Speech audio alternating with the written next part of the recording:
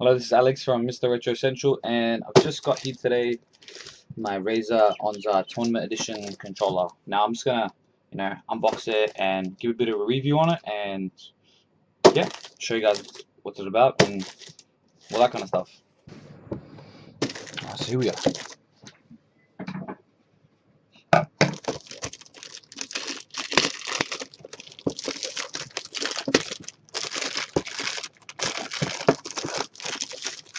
It's like a Christmas present.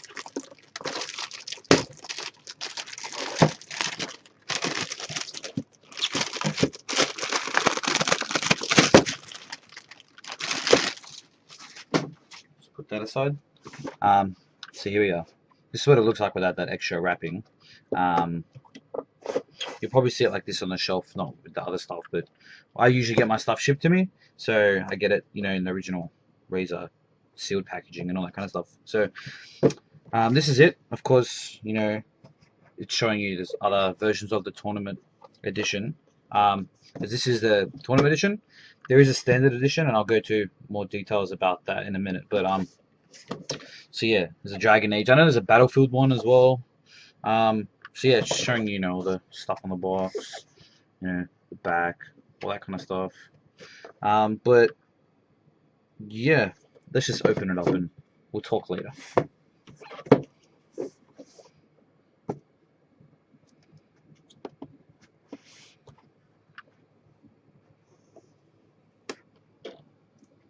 Is there anything over there?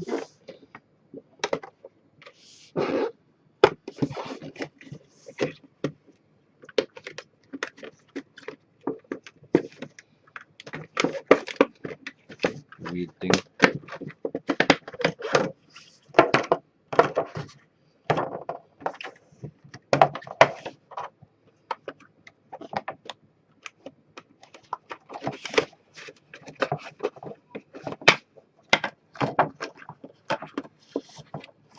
So that's it.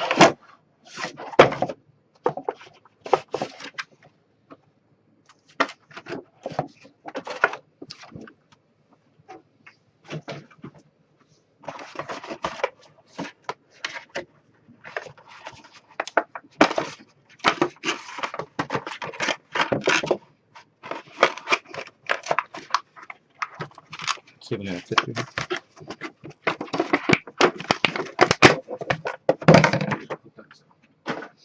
So that's it right here, straight out of the box.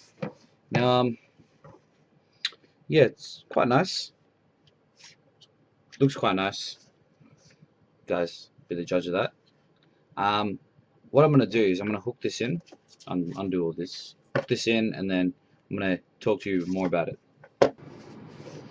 So this is it, the tournament edition. There is a standard edition, like I was saying before, but I chose to get the tournament edition, and I think you guys should probably get the tournament edition as well. Don't waste your time with the standard edition. I think it's only like $10 difference, and you get a lot more benefits out of it than you would if you got the standard edition. Like for starters, I'm pretty sure the standard edition buttons don't light up, like they illuminate, like the tournament edition does, and that could be, it's a nice look. Like I'm pretty sure you wouldn't buy a controller if you didn't know, where the buttons were. Another big thing as well with this, which the standard edition doesn't have, is the cable is actually braided so it won't tangle. And because the cable on these controllers are like 15 feet, something ridiculous like that, it's more than enough room. But with 15 feet, it will tangle and get annoying and all that kind of stuff. And I know with other Razer products, like the mouse, for example, they're all their products usually braided. So having a braided controller, having the braided cable on the controller is a really big benefit. As I was saying, just for 15 feet, because it will get tangled. Don't think, oh yeah, it won't. It will, especially if as you packing it away, you roll it up like that or something, or you get around, and it will get tangled and it will get annoying. With the braided cable, it won't do that. So, big benefit right there. The look of it as well, with the lights, so all that kind of stuff. But with the look, as I was just saying, the buttons, you got your back and start buttons down here instead of being up here. So that's quite nice. It's different. It's out of the way, so you're not accidentally pressing them or anything. But yeah, it has like a rubbery finish on it, so that's quite nice. It feels, you know, sleek, nice, you know, in my hands. You know, it, it's quite nice. Also, as well, on the back, they got rubber points. So here and here, like it's more harder rubber. So when you're holding it, it's quite nice. But all around, this controller just looks nice. You know, from the side, it's on the back. I'll explain these back in a minute. But yeah, it looks quite nice. Now, what I was saying with the backlit buttons, with these buttons, they're quite different to a normal Xbox controller buttons. I don't know, because it's lit up. I don't know if you can see. They actually look at the X and B and the A. They look different to the normal Xbox controller. It's like different font, but I guess it's something, you know, maybe a legal thing. That's why they didn't do it that way. So yeah, but on the original Xbox controller buttons, they are different buttons. I'll go through in a minute about the D-pad and the sticks, but start with here. You can hear it. It's actually pushing down on a PCB. Where these buttons, they feel like a mouse click. They even sound like a mouse click.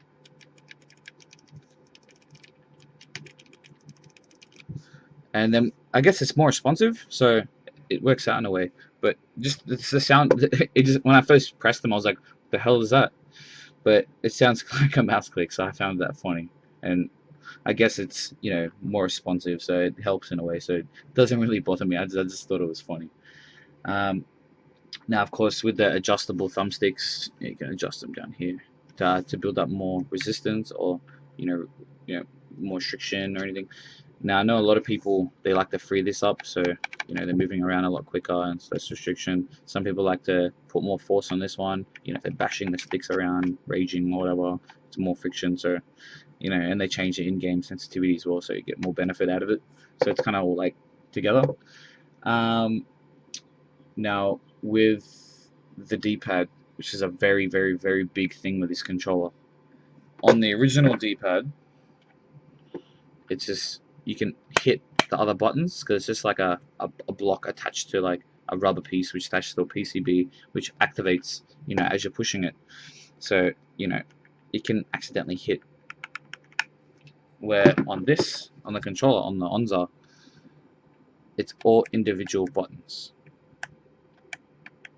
so you won't accidentally hit unless you're a derp. So you know, that helps out. Now with the programmable buttons, they're up here on the top. These are the normal, you know, right bumper, right trigger. These are up here on both sides. Now the buttons are here on the back, and with these buttons, you map them to, uh, you know, you map these ones to whatever you want from here. So you know, if you don't, because most games, you know, A might be jump, you know, for example. So if you don't want to, if you're playing and you don't want to take your finger off, you know, your right thumbstick to jump or to reload, I don't find because right there, you know, jump or knife or something or whatever. Depending on the game, you can map it to here or here. So in some games, you know, I'll have like, you know, jump and knife. So I'm not like, you know, so I'm always just, or reload, or so I'm not. So it helps so you're not taking off here so much. So that's pretty cool. It's a cool feature. You will have the competitive edge over people who don't have this controller, like who are using, you know, normal controller, or you know, I got my Halo controller because if you see my other videos, I got my Halo Xbox. But yeah, so it is a big advantage. Now even just, you know, having them side by side, you can see the difference. They don't look the same. They feel different in your hands. Like this feels more, you know, solid, where this feels, I find it feels a little bit more comfortable, and it's lighter, especially because it's not carrying such a big ass battery pack. So, and I just find it doesn't feel flimsy. It doesn't feel like it's gonna break. The thumbsticks, I find, and these mouse click buttons, um, yeah, it feels different. So it's quite a nice change. Um, I know a lot of people have complained about the triggers being not as responsive, and they don't spring back as quick. Where on these controllers they spring back quicker. But these ones just like. But I don't think it should be a problem. They wouldn't make it if it was such a problem. I guess you just have to learn to be quicker. You got to get used to it as well. But I think you can pick these up for about $50 or $60, and maybe it's with shipping or without shipping. You might find some on eBay or something cheaper or stuff like that. But for the price of these controllers, it does cost roughly the same for a normal controller. So you might as well just get that. Now it does work with PC and Xbox, so it's pretty cool. Like if you play some PC games, which are like games for Windows Live games, like Saints Row 3 or Fable 3 or something, and you prefer to have this, or you have games which are like gamepad enabled, like some Steam games. I like that. So that's pretty cool. Now there was something different on here, which is not on the normal controllers, and for some people it was a bit of a deal breaker because. Okay, I don't use this, but I'm just going to use this as an example. It's the Xbox headset. Now, with the Xbox headset, with the older headset, you'll see it's a bit more, but with the newer ones, they got this plug. Now, with the older headsets or some aftermarket headsets, like some SteelSeries ones or some Turtle Beach ones, instead of being just a hole like that, they will actually use the original ones like that. And because the Razer doesn't have it, you can't really use your headset on this controller. So I guess make sure it's compatible, because the last thing you want is to get a controller and then decide which one you're going to choose to replace or return. So yeah, it's the only kind of downside I've seen with this controller. But other than that, it feels nice, it feels good. I'm gonna go play some games with it, have a lull at these button sounds. But yeah. If there's anything that I've missed that you guys want to hear about or anything like that, just let me know. Keep me up in my comments. I'll get back to you. You can inbox me on YouTube or anything like that. But yeah, let me know what you think about it. Let me know if you get one, or if you wouldn't, or if you think it's a waste of money. Hit me up. Let me know. But I'm Alex from Mr. Retro Central, and thanks for watching.